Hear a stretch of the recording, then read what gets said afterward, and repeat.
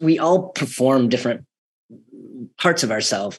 And so breaking the fourth wall allowed us to have this like confidence with her.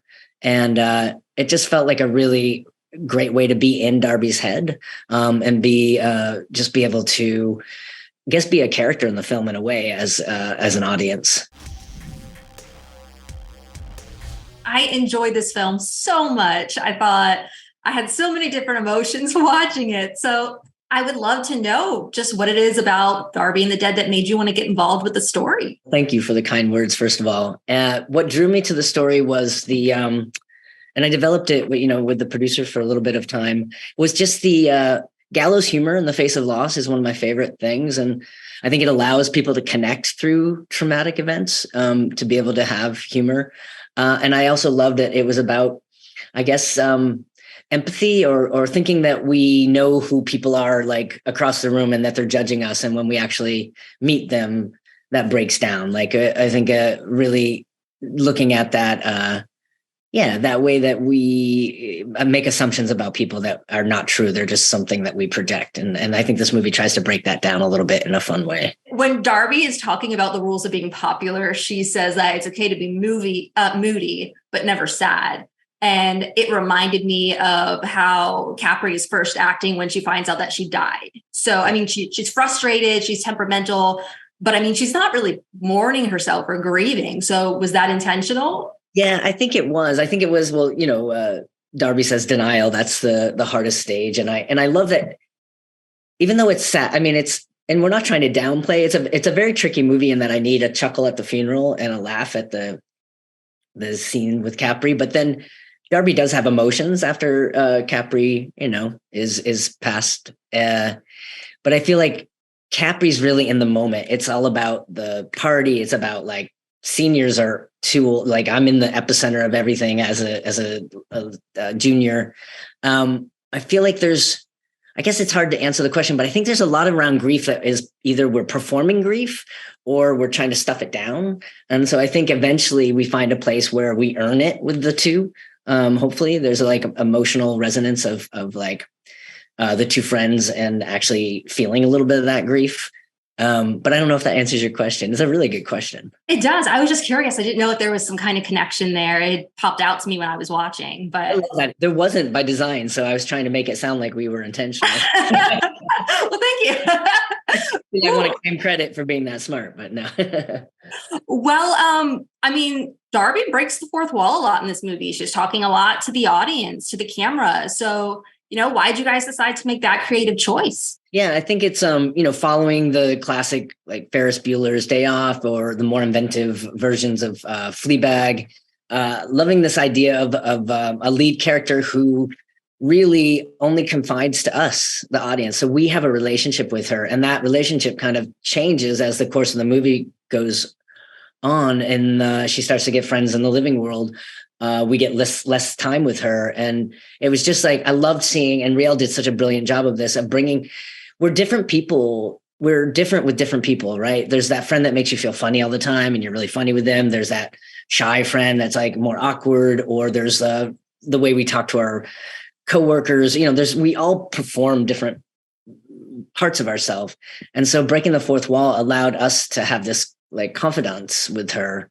And it just felt like a really great way to be in Darby's head, and be just be able to, I guess, be a character in the film in a way as an audience. Then Darby and Capri are such great foils to each other, I'd say, because they really have such different energy. So it's so fun to watch them come together. When you were talking to the actors and working on this, how did you really want them to play off of each other? Yeah, we talked a lot about, and I said this just recently about a friendship map. We made a friendship map for the movie because of shooting out of order. The supernatural was all like fun and part of the story, but the engine of it is this friendship, and the way that when Darby lost her mom, she lost the friendship with Capri, and Capri lost Darby. And so I think it was just making sure that we never lost sight of that it wasn't just playing the joke, it was playing the characters.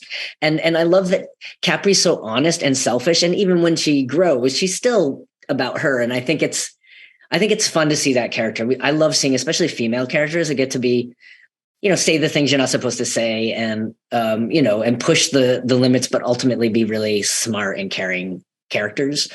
They were just naturally played off of each other so well. Oh, you can definitely see it in the movie. It was so good. Like the dynamic, amazing. I loved it.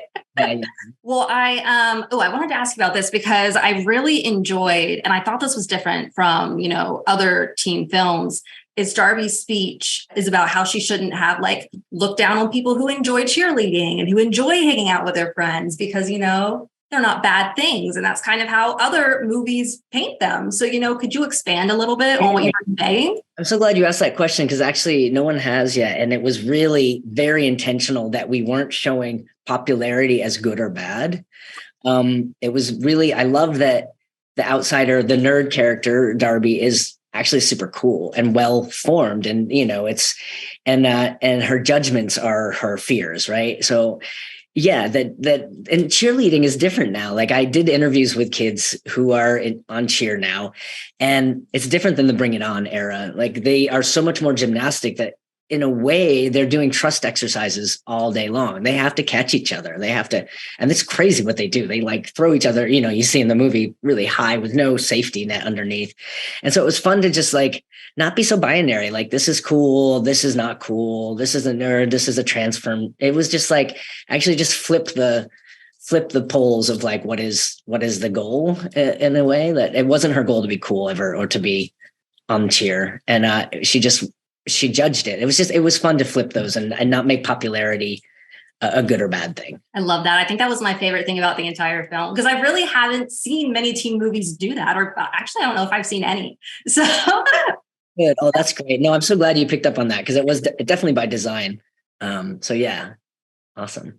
Well, lastly, I would love to know, just as the director, what character from the film did you connect with the most? There's so many great ones. They're so dynamic. I guess I felt like they were all parts of me, and I'm trans, and Nicole's character Piper is trans. It was really fun to talk about how her character was out or not, and we got to really just collaborate and find that moment, which is just a simple moment in the film.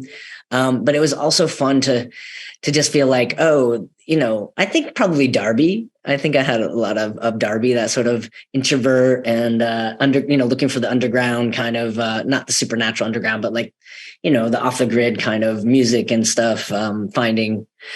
Finding creativity to be solace for me in high school, as an outsider or whatever. So maybe that combined with a little bit of Piper. But yeah, really, I think I love James, and I love the cool guy that cries, and the nerd guy that's actually really, really cool, and he can't be uncool because he doesn't care about it enough. The loving. But he's vulnerable in his feelings for Darby, and that's kind of nice. You don't want someone to be detached too much. But yeah, I think all of the cast really brought something so specific. It was on the script somewhat, but we really found it, and they evolved it on set for sure. Awesome. Well, I am going to have to wrap, but thank you so much for chatting with me about the film. Yeah, I'm so glad you liked it. Thank you. Oh, loved it. Thank you. Yeah, have a great day. You too.